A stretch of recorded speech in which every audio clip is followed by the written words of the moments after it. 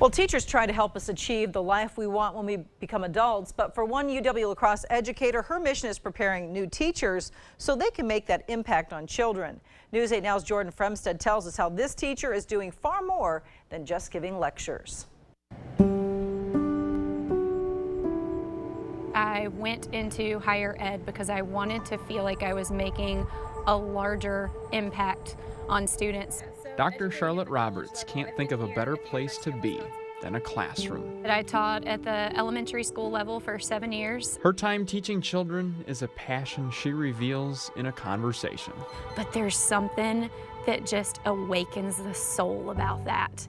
2020 has obviously made classroom learning a little harder to execute. You can read so much more when you're in person than when someone's behind a camera.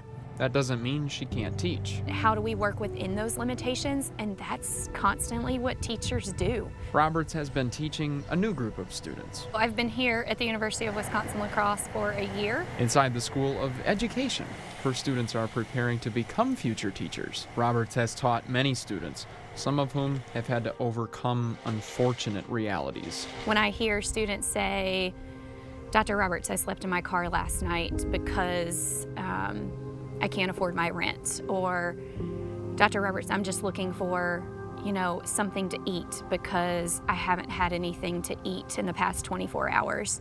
When you think about the fact that you're there teaching pre-service teachers how they're going to meet the needs of their students and how they're going to meet the basic needs of their students, but yet their basic needs aren't being met. Researchers at Temple University and the Wisconsin Hope Lab in 2018 found more than a third of college students don't always have enough to eat, and they lack stable housing.